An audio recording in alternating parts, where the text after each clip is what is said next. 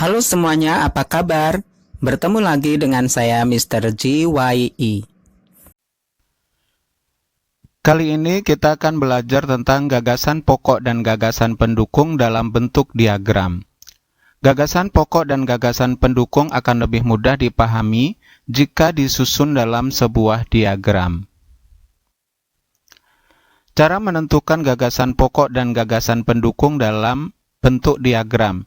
Yang pertama, bacalah paragraf dengan seksama, cermatilah kalimat pertama hingga kalimat terakhir, tentukanlah gagasan pokok dan gagasan pendukung. Gagasan pokok ditulis di bagian atas atau bagian tengah. Kemudian gagasan pendukung ditulis di bagian samping atau di bagian bawah gagasan pokok. Coba cermati paragraf berikut ini.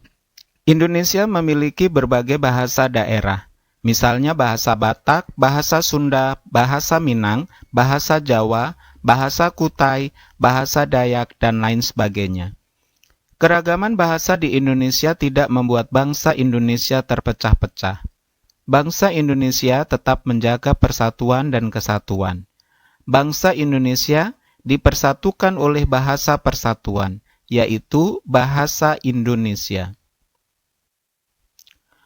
Contoh gagasan pokok dan gagasan pendukung dalam bentuk diagram. Dari bacaan di atas, kita dapat melihat bahwa gagasan pokok dari bacaan tersebut adalah Indonesia memiliki berbagai bahasa daerah. Kemudian gagasan pendukungnya, bangsa Indonesia tetap menjaga persatuan dan kesatuan. Gagasan pendukung yang lainnya, keragaman bahasa tidak memecah belah bangsa. Kemudian, bahasa Indonesia mempersatukan bangsa Indonesia. Gagasan pokok dan gagasan pendukung dalam bentuk tabel. Gagasan pokok dan gagasan pendukung juga dapat ditulis dalam bentuk tabel. Hal ini untuk memudahkan memahami gagasan pokok dan gagasan pendukung dalam suatu paragraf. Coba perhatikan paragraf pertama berikut ini. Keragaman tidak hanya terdapat di lingkungan masyarakat, tetapi juga di lingkungan sekolah. Para siswa di sekolah Zohan berasal dari berbagai suku bangsa. Ada yang berasal dari Papua, Bali, Lampung, Palembang, Padang, dan Aceh. Setiap daerah memiliki budaya masing-masing. Paragraf yang kedua, sekolah sering mengadakan gelar budaya untuk memperkenalkan kekayaan budaya Indonesia kepada para siswa. Misalnya, gelar pakaian daerah, gelar makanan tradisional, dan gelar musik tradisional.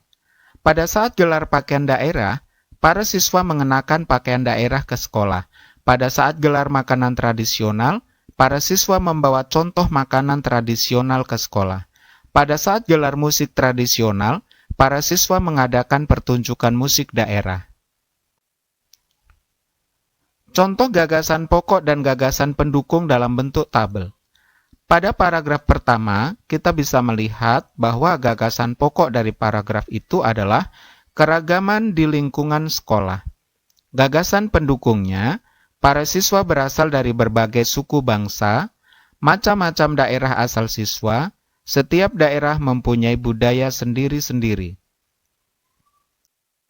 Pada paragraf kedua, gagasan pokoknya adalah gelar budaya di sekolah, gagasan pendukungnya, gelar pakaian daerah, gelar makanan tradisional, dan gelar musik tradisional. Mengenakan pakaian daerah, membawa contoh makanan tradisional, dan mengadakan pertunjukan musik daerah. Oke, pembelajaran kita sampai di sini dulu. Mudah-mudahan kalian semua dapat memahaminya. Sampai jumpa.